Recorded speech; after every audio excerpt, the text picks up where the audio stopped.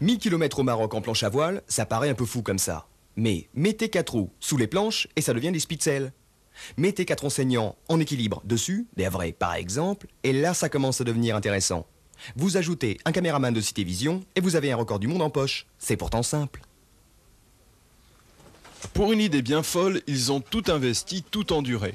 Deux couples havrais, Elisabeth et Jean-Claude Brunel, Maryse et Pascal Derbé, détiennent aujourd'hui le record du monde de distance en Spitzel, soit 973 km dans le Sahara occidental. Pendant un an, ils ont chassé le sponsor, les autorisations de passage, recruté une assistance, alerté les médias, préparé le matériel, soit 4 Spitzel, 16 voiles, 10 mâts, quelques 40 pneus pour parer aux inévitables crevaisons et une caméra. Bref, un an de préparation dans ce seul but, Agadir, 9 juillet 88.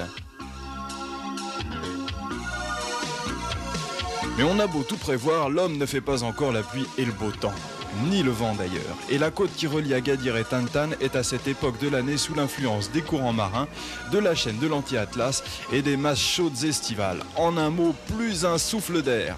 Les 4 premiers jours de l'expédition se feront en partie à pied. 250 km, ça use.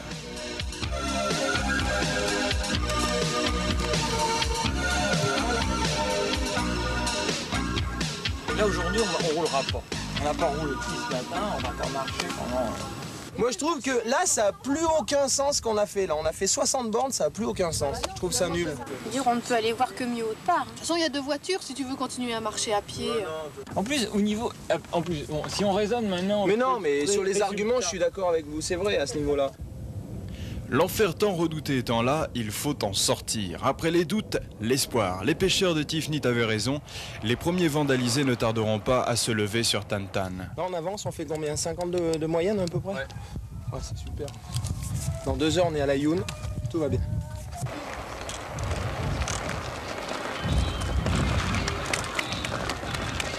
Sur la route, la curieuse caravane est accueillie et même suivie avec enthousiasme. Le moral de la troupe est au beau fixe. Elle vit enfin ses premières sensations de vitesse. Le speedomètre de Jean-Claude indique des pointes à 50 km/h. Même la moyenne de 100 km par jour est presque respectée. Ça tourne comme sur des roulettes. Côté décor, c'est le cinémascope. L'immensité désertique succède à d'impressionnants plateaux rocailleux.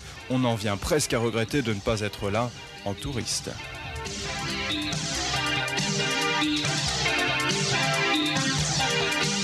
« 21 juillet, Darla n'est plus très loin et par déclinaison le but non plus. Il est là, juste après la dernière ligne droite et sur la route de Cap-Blanc.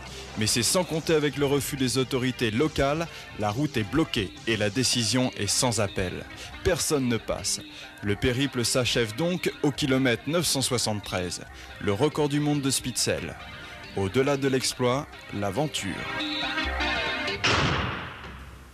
Les brèves de Citévision.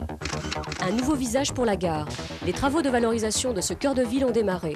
Les objectifs, une réorganisation de la circulation du cours de la République, notamment pour les transports en commun, une extension des places de parking et un réaménagement des abords de la gare. Le tout achevé au printemps 89, à suivre. Plein feu sur l'abbaye. Depuis quelques soirs, Graville illumine la nuit havraise. 25 projecteurs judicieusement répartis autour de l'abbaye font ressortir les lignes prestigieuses du monument historique. Un véritable spectacle à voir tous les soirs jusqu'à 23 h et chaque week-end jusqu'à 1 h du matin.